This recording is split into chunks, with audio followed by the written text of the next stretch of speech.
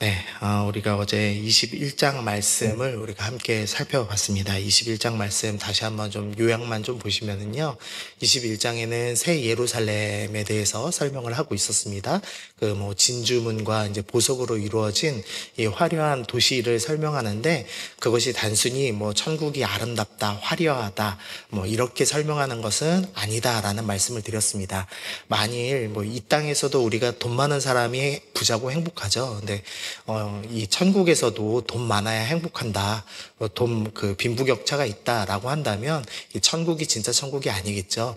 그래서 이 천국이 정말 그냥 돈 많습니다 이런 설명을 하는 것이 아니라 다 이 성경에서 갖고 있는 상징적인 의미가 있다라는 말씀을 드렸습니다. 그러면서 이제 먼저 이 새 예루살렘이 정육면체 모양이고, 그것은 이 성소 안에서도 가장 안쪽에 있는 그 하나님의 보좌라고 불리는 언약궤가 있는 곳, 하나님의 임재가 있는 곳, 하나님께서 좌정하시는 곳, 그 지성소를 상징한다라는 것을 말씀드렸습니다. 그리고 보석으로 이루어졌다라는 것은 이 구약과 신약의 성도들이 바로 보석이라고 이제 표현되어 있는 것을 우리가 살펴봤고요. 또 독특한 숫자들 12라고 되어 있는 것이 구약의 12지파, 또 신약의 12지파, 12제자들의 그 후손인 신약의 성도들을 상징한다. 근데 그것이 이제 1000으로 곱해지면서 많다라는 것을 보여줬습니다. 그래서 보석과 같은 하나님의 성도들을 이 정사각형 안에 정육면체 이 하나님의 임재 장소 안에 집어넣어서 이제 내가 나 있는 곳으로 백성들을 모으겠다라는 것을 21장이 설명한다고 말씀드렸습니다. 그래서 우리가 3절 말씀 보시면 이 핵심 말씀이라고 말씀드렸죠. 그래서 빨간 글씨만 보시면 그들은 하나님의 백성이 되고 하나님은 친히 그들과 함께 계셔서라고 하면서 이 백성들은 하나님의 백성이 되고 나는 그들의 하나님이 되겠다라는 것이 하나님께서 결국 천국을 만들고 우리를 부르시는 그 핵심 구절이었습니다. 이 창세기 17장 8절 보시면은요, 아브라함한테 하나님께서 말씀하시죠. 내가 너와 내 후손에게 내게 거류하는 이 땅, 곧 가나안 온 땅을 주어 영원한 기업이 되게 하고 나는 그들의 하나님이 되리라 라고 하면서 나는 그들의 하나님이 되고 아브라함 네 후손은 내 백성이 될 것이다 라는 약속의 말씀을 하셨습니다. 그러니까 하나님께서는 이스라엘 백성을 처음부터 모으시면서 나는 하나님이 되고 너희는 내 백성이 될 거야 라는 말씀을 처음부터 약속하셨습니다. 출애굽기 6장 7절에서도 이 이스라엘 백성을 출애굽하시는 그 목적이 너희를 내 백성으로 삼고 나는 너희의 하나님이 될 것이다 라고 말씀하셨고요. 또 예레미야 33장, 예레미야는 포로 시대 때의 예언자죠. 근데 이 포로 되었던 이 백성들을 향하여서도 하나님이 말씀하시는데 나는 그들의 하나님이 되고 그들은 내 백성이 될 것이다. 그래서 하나님은 단 한 번도 이 백성들을 내가 있는 곳으로 모으겠다, 그리고 내가 영원히 이들과 함께 하겠다라는 꿈을 포기하지 않으시고 계셨고 그것을 결국에 마지막 요한계시록에서 이루신다라는 것을 우리가 어제 이 새 예루살렘의 이 묘사된 모습을 보면서 우리가 또 살펴봤습니다. 이 오늘 말씀도 비슷한데요. 오늘 22장 1절부터 5절에서는 에덴 동산의 모습으로 지금 이 천국에 대해서 설명을 합니다. 그러니까 새 예루살렘이라는 건물 모양으로 천국은 하나님과 함께하는 곳이라고 설명했다면 이번에 22장에서는 에덴 동산 모양으로 설명을 하는 겁니다. 이 창세기 2장 말씀 좀 보시면요. 2장 이제 8절부터 10절에서 이제 에덴 동산에 이 스토리가 나오죠. 여호와 하나님께서 동방 에덴에 동산을 창설하시되 하면서 이 9절에서는 이제 생명나무와 이 선악을 알게 하는 나무가 있더라 한 다음에 10절에서 강이 에덴에서 흘러나와서 동산을 적시고 거기서부터 갈라져서 내 근원이 되었다라는 우리가 그냥 익숙히 읽던 말씀이 지금 있는 겁니다. 그런데 이제 10절 말씀 보시면은요, 이제 요게 조금 어렵습니다. 사실 어제 말씀 진짜 어려웠는데 한 분도 안 주셨거든요. 그래서 제가 좀 용감히 넣어봤습니다. 잘 설명 들어보십시오.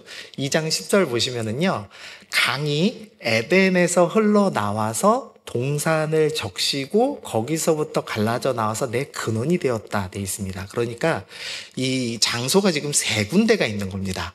자, 먼저는 강이 에덴에서 흘러나옵니다. 강이 흐르려면 높아야 되나요? 낮아야 되나요? 높아야 되죠. 그러니까 에덴이 제일 높은 곳입니다. 그리고 아담과 하와가 머무는 동산이 있고요. 동산에서 지나서 내 근원으로 갈라지는 동산 밖이 존재합니다. 그래서 세 군데로 돼 있다라는 지금 설명을 하고 있는 겁니다. 그런데 성경에 세 군데, 이 삼중구조로 된 게 또 하나 있는데 뭐가 있냐? 이 밑에 제가 넣어놓은 성전, 성막이 있습니다. 지성소가 있고 성소가 있고 뜰이 있습니다. 그래서 에덴 동산이 처음부터 이 하나님께서 임재하시겠다, 임재하는 장소인 성전을 보여주는 그림으로 지금 설명을 하고 있는 겁니다. 아주 독특하죠. 근데 이제 오늘 말씀 22장 1절을 보시면 또 그가 수정같이 맑은 생명수 강을 내게 보이니 하나님과 및 어린 양의 보좌로부터 나옵니다. 강이 지금 하나님의 보좌로부터 흘러나옵니다. 그러면은 강이 처음 흘러나와야 되니까 보좌는 가장 높은 곳에 있겠죠. 그러니까 즉 에덴이 하나님의 보좌다라는 지금 설명을 하는 겁니다. 그러니까 하나님의 보좌, 하나님의 생명수 강이 시작되는 곳으로 우리가 지금 들어갔다라는 설명을 하는 겁니다. 그러니까 어제 새 예루살렘도 하나님이 계신 지성소 안으로, 하나님이 계신 곳으로 우리가 간다라는 설명을 했던 것과 동일하게 지금 22장에서도 우리가 하나님이 계신 하나님의 보좌가 있는 곳으로 우리가 갔습니다라는 지금 설명을 하고 있는 겁니다. 2절 말씀 보시면은요, 길 가운데로 흐르더라 강 좌우에 생명나무가 있다라는 표현을 합니다.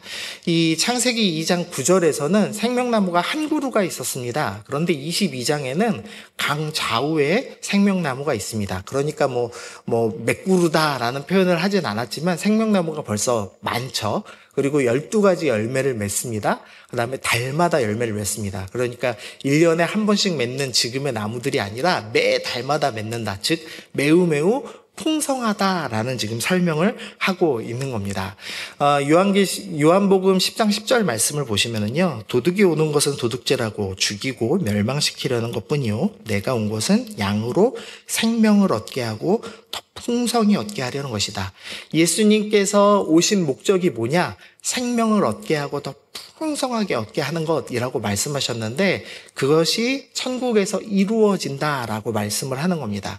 여기서 생명은 단순히 영원히 산다의 수준이 아니라 이 생명의 근원 되신 하나님과 더 가까워지는 것, 그래서 하나님을 더 풍성하게 누리는 것, 이것을 지금 의미하고 있는 거죠. 그래서 천국은 하나님과 가장 가까이, 하나님을 가장 풍성하게 누리고 하나님과 가장 친밀하게 함께할 수 있는 곳, 하나님과 영원히 함께하며 동행할 수 있는 곳, 그곳이 바로 천국입니다 라고 지금 설명을 하고 있는 겁니다. 3절 말씀 보시면 다시 저주가 없습니다. 그러니까 이제 하나님과 함께하기 때문에 이제 더 이상 저주가 없죠. 갈라디아서 3장 13절 보시면 그리스도께서 우리를 위하여 저주 받으신 바 되사 율법의 저주에서 우리를 속량하셨다. 이제 우리가 죄로 인해서 저주 받았는데 그 모든 저주를 주님께서, 예수님께서 다 갚아주셨습니다. 그리고 우리가 천국에 가면 더 이상 저주가 없습니다.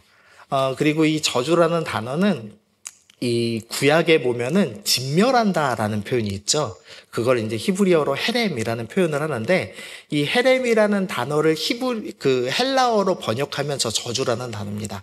그러니까 다시 저주가 없다라는 말은 진멸이 없다. 그러니까 이 하나님 백성은 절대 심판당하지 않고 이제 하나님과 영원히 함께하게 되었다. 지금 이것을 이제 3절이 표현하는 겁니다.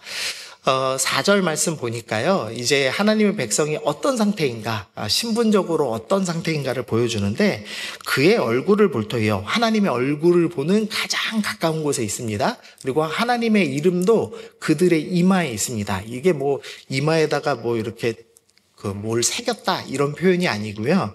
출애굽기 28장에 보니까 이 대제사장에 대한 설명을 합니다. 너는 또 순금으로 패를 만들어서 이렇게 뭔가 이렇게 모양을 하나 만듭니다. 그리고 거기다가 도장 새기는 법으로 그 위에다가 새깁니다. 근데 새기는데 뭐라고 새기냐? 여호와께 성결이라고 지금 새겼습니다. 그리고 그 패를 이 아론의 이마에다 둡니다. 그러니까 대제사장은 이 관을 쓰는데 여기에다가 여호와께 성결이라고 해서 하나님의 이름을 새겨 넣는 거죠.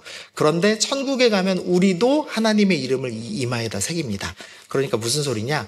우리가 대제사장급이 됐다. 지금 이 소리를 하는 거죠. 그래서 우리는 이제 대제사장급, 그러니까 하나님의 제사장이 되어서 하나님의 이름을 이마에다 두고 영원히 하나님을 찬양하고 예배하며 함께하며 그의 얼굴을 보는 매우 특별한 그런 은혜를 누린다라는 것을 설명을 하는 겁니다.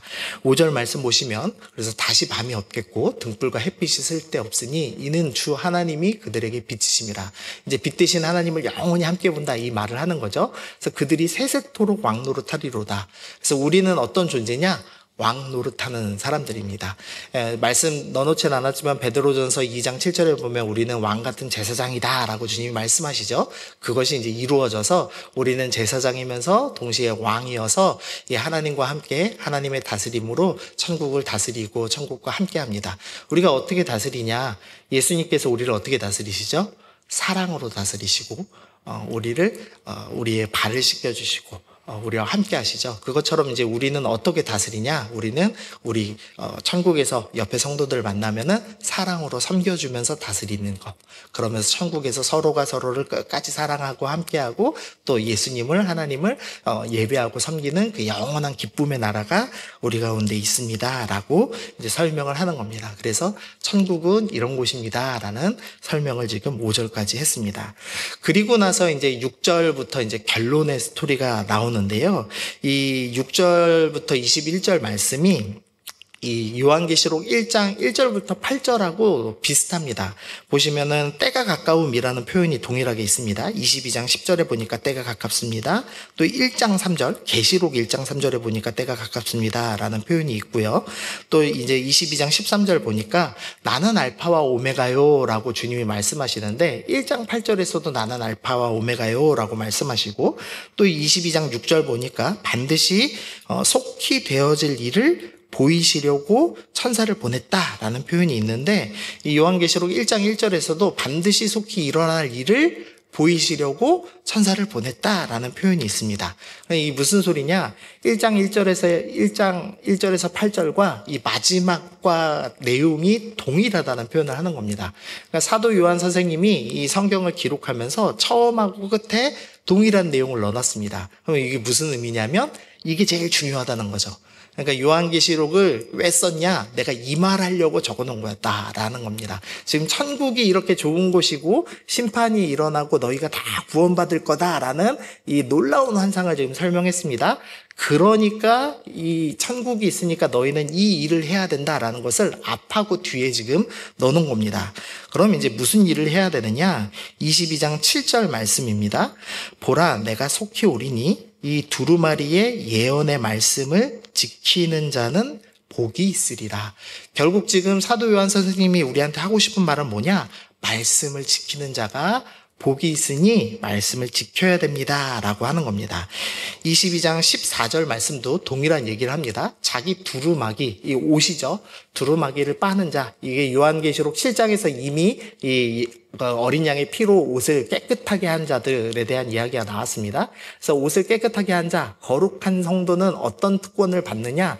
성에 들어갈 권세를 받습니다. 근데 성에 들어가서 도대체 뭘 하냐? 17절 보니까 값없이 생명수를 받습니다. 그래서 말씀을 지키는 자, 옷을 깨끗하게 하는 자, 거룩하게 하는 자는 어떤 특권을 받느냐? 새 예루살렘 성에 들어가서 생명수를 받는, 즉 하나님과 영원히 함께하는 그런 놀라운 복을 받을 것이다. 그러므로 너희는 이 땅에 눈에 보이는 것을 두려워하지 말고, 환난을 두려워하지 말고 하나님의 말씀을 지키며 거룩한 삶을 끝까지 인내하며 살아내십시오. 이게 이제 계시록의 결론인 겁니다. 22장 16절 보시면은요. 나 예수는 교회들을 위하여 내 사자를 보내어 하면서 예수님이 말씀하시면서 예수님이 자기 스스로를 뭐라고 말씀하시냐? 광명한 새벽별이라고 말씀하십니다. 새벽별은 이제 언제 뜨냐면 이제 밤 가장 어두울 때 뜨죠. 가장 어두울 때 쪄서 밝게 빛납니다. 그리고 그 새벽별이 빛나면 이제 곧 뭐가 온다는 걸 알 수 있죠. 아침이 온다는 걸 알 수 있는 겁니다. 예수님께서 내가 왔으니 이제 아침이 곧 올 것이다. 그러니까 너희가 지금 너무 어둡더라도 폭풍우가 치는 것 같은 환난이 있을지라도 두려워하지 말아라. 곧 아침이 온다. 곧 천국이 온다라는 말씀을 지금 하고 계시는 겁니다. 이 1세기의 요한계시록 말씀을 받아들이는 성도들은 지금 큰 환난을 경험하고 있습니다. 그래서 무너질 것 같습니다. 그런데 주님께서 곧 내가 오니 두려워하지 말고 말씀 끝까지 지키며 믿음으로 살아라 라고 권면하고 계십니다. 그리고 그것은 우리에게도 동일한 말씀이죠. 그래서 우리에게도 너희 말씀 지키면서 이 환난의 시대에, 이 유혹의 시대에 끝까지 성도답게 살아라 라고 말씀하십니다. 우리 마지막 20절 말씀 보고 마치겠습니다. 이것들을 증언하신 이가 이르시되 내가 진실로 속히 오리라 하시거늘 아멘 주 예수여 오시옵소서. 우리가 가나요? 주님이 오시나요? 주님이 오십니다. 우리는 가만히 버티면 됩니다. 우리가 가려면 힘들죠. 우리의 의로움으로 우리가 율법을 열심히 지켜서 주님 나라까지 가려면 아마 아무도 도착 못할 겁니다. 그런데 우리는 버티면 됩니다. 어떻게 버티면 되냐? 오늘 하루를 버티면 됩니다. 주님, 내가 오늘 하루는 정말 말씀 지켜보겠습니다. 오늘 하루는 내가 거룩히 살겠습니다. 내가 믿음으로 담 내리고 폭풍우처럼 내 삶에, 내 눈에 보이는 현실이 흔들리지만 내가 오늘 하루만 버티겠습니다. 그러면 주님이 하루하루 한 걸음 한 걸음 우리 가운데 다가오십니다. 그리고 우리를 영원한 나라에서 주님의 얼굴을 보며 주님을 예배하고 서로가 서로를 사랑하는 영원한 나라를 예비하고 계십니다. 우리가 그 소망을 가지고 오늘도 성도답게 살아가시는 여러분들 되시기를 소원합니다. 함께 기도하시겠습니다. 주님 감사합니다. 하나님 아버지, 우리 가운데 영원한 하나님 나라를 예비하시고 우리와 얼굴을 맞대어 보며 내가 너와 영원히 함께하겠다, 너에게 생명의 그 풍성함을 허락하겠다, 다시는 저주가 없겠다라고 약속하신 그 주님의 말씀을 우리가 보았습니다. 그 말씀 붙잡고 영원한 나라를 소망하며 오늘도 말씀 지키며 거룩한 성도로 살아가기를 소원합니다. 주님, 우리 눈앞에 너무나 큰 환난과 어려움들, 경제적인 어려움과 육체적인 어려움들로 고난당하고 있지만 우리 가운데 속히 달려오고 계시는 예수님만을 믿으며 오늘도 굳건히 믿음 지켜나가는 우리 모든 성도들 되게 하여 주옵소서. 감사드리며 예수님의 이름으로 기도드립니다. 아멘.